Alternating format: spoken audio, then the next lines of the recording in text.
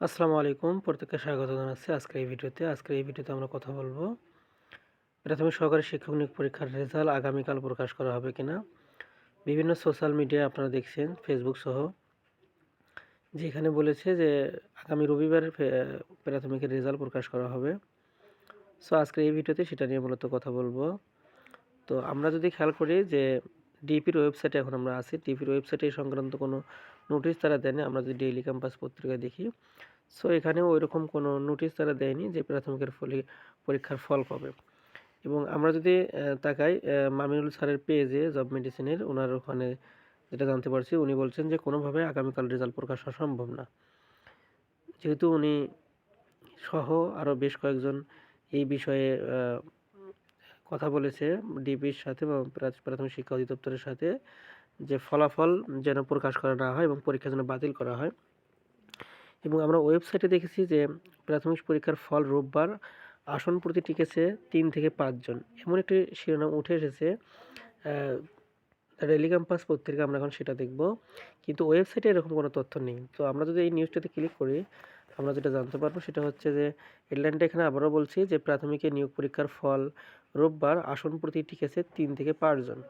তো এটাতে মূলত বিস্তারিত তথ্যগুলো জানতে পারবো আজকের এই ভিডিওর মাধ্যমে। আগামী রোববার 18 জানুয়ারি সরকারি প্রাথমিক বিদ্যালয়ের সহকারী শিক্ষক নিয়োগ পরীক্ষার ফল প্রকাশের সম্ভাবনা রয়েছে। এদিন বিকেল অথবা সন্ধ্যার মধ্যে ফল প্রকাশের লক্ষ্য নিয়ে কাজ করছে প্রাথমিক শিক্ষা অধিদপ্তর ডিপি।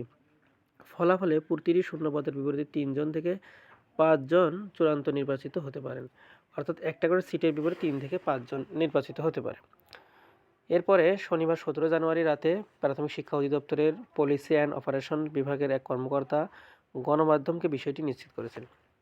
তিনি জানান, পরীক্ষা উত্তরপত্র স্ক্যানিংয়ের কাজ ইতিমধ্যে সম্পন্ন হয়েছে, যা বাংলাদেশ প্রকৌশল বিশ্ববিদ্যালয় বুয়েটের বিশেষজ্ঞ টিম পরিচালনা করছে। ফলাফল প্রস্তুতের কাজেও উল্লেখযোগ্য অগ্রগতি হয়েছে। ওই কর্মকর্তা আরও বলেন, সব কাজ শেষ হলে প্রাথমিক শিক্ষা ও গণশিক্ষা মন্ত্রণালয়ের অনুমোদন সাপেক্ষে রবিবারেই ফল প্রকাশ করা হতে পারে।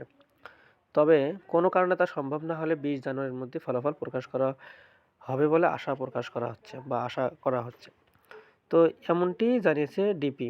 এরপরে এখানে আরও যে তথ্যগুলো দেওয়া হয়েছে যে প্রতি পদের বিপরীতে কতজনকে মৌখিক পরীক্ষার জন্য নির্বাচন করা হবে তা নিয়ে আলোচনা চলছে। জানিয়ে ওই কর্মকর্তা বলেন, আগে সিদ্ধান্ত ছিল জেলাভিত্তিক শূন্যপদের বিপরীতে ৩ জন প্রার্থীকে ভাই ডাকা হবে। তবে এটি সহ নানা অভিযোগের পরিপ্রেক্ষিতে আরও বেশি প্রার্থীকে ভাইবা দেওয়ার সুযোগ দেওয়া যায় কিনা তা নিয়ে আলোচনা চলছে। প্রাথমিক ও গণশিক্ষা মন্ত্রণালয়ের নির্দেশনা পেলে হয়তো প্রতি শূন্যপদের বিপরীতে ৫ জনকে ভাইভায় ডাকা হতে পারে। প্রসঙ্গত, সরকারি প্রাথমিক বিদ্যালয়ের সহকারী শিক্ষক নিয়োগের লিখিত পরীক্ষা অংশ নেওয়া লক্ষাধিক প্রার্থী ফলের অপেক্ষায় রয়েছেন। ফল প্রকাশ নিয়ে দীর্ঘদিন ধরে বিভিন্ন গুঞ্জন ছড়ালেও সংশ্লিষ্ট কর্তৃপক্ষ সেগুলোকে গুজব হিসেবে উল্লেখ করে আসছে। গত ৯ জানুয়ারি বিকেলে অনুষ্ঠিত হয় সরকারি প্রাথমিক বিদ্যালয়ের সহকারী শিক্ষক নিয়োগ ২০২৫-এর লিখিত পরীক্ষা। অর্থাৎ এটা হচ্ছে এমসিকিউ টাইপ লিখিত পরীক্ষা। প্রায় ১৪,৩৮৫টি শূন্যপদের বিপরীতে ১০ লাখের বেশি প্রার্থী এই প্রতিযোগিতায় অংশ নেয়।